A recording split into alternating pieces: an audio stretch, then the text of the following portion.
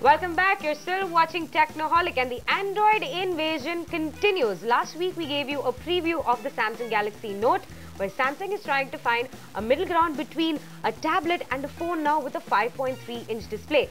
Siddharth Sharma this time gets us a full review. Last week I showed you a preview of a new unique device from Samsung, which many believe is a hybrid between a smartphone and a tablet. Yes, I'm talking about the new Samsung Galaxy Note. It's a monstrous looking device and it's definitely got an X factor to it. But before we get into a full review, let's take a look at its design first. The Samsung Note represents the middle ground between a slate and a smartphone and is a category in itself, no doubt about that. Up front, you'll find a huge 5.3-inch touchscreen, but it's still unusually thin at just 9.6mm. At the back, it has a Samsung Galaxy S2 feel to it, but in a blow-up version. Additionally, this hybrid also comes with something called a smart pen. And to top it all, you would be able to house a smartphone as huge as this easily into your pocket. Alright, I won't deny that I fell in love at first sight with the new Samsung Galaxy Note. I mean, look at it, it's got a huge 5.3-inch display up front. But every relationship has a downside to it. And so I was found nagging and the phone nagging back to me. But before I tell you the entire story, let me remind you what the specs on the new Samsung Galaxy Note are like.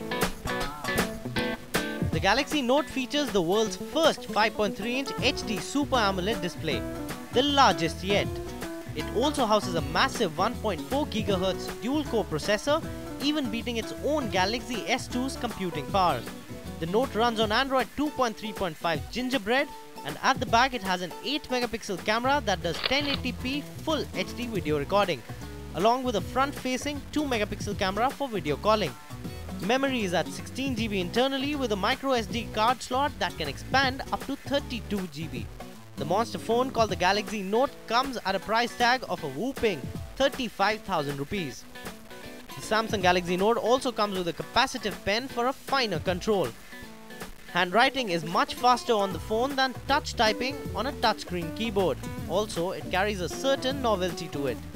The pen screen interface is quite sensitive and you can use it for freehand drawing, writing notes or handwritten memos.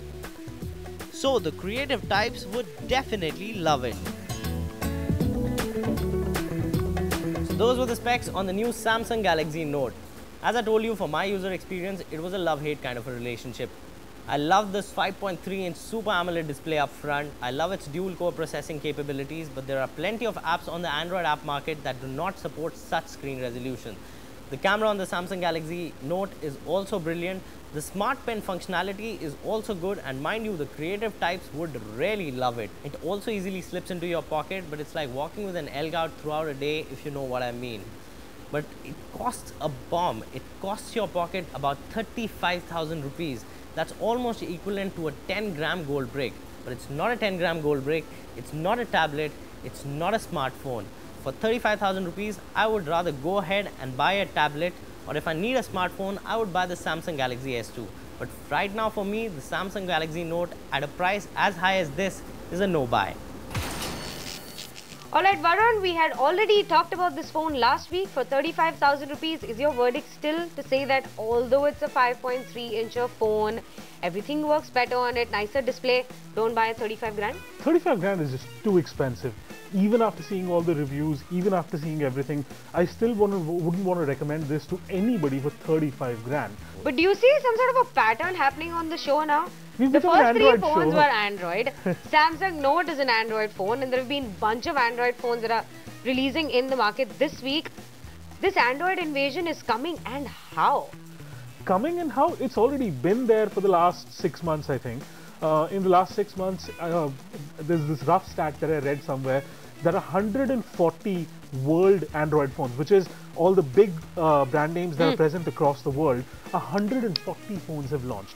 In the last 2 weeks, in the US, 7 new top-of-the-range dual-core Android phones have launched.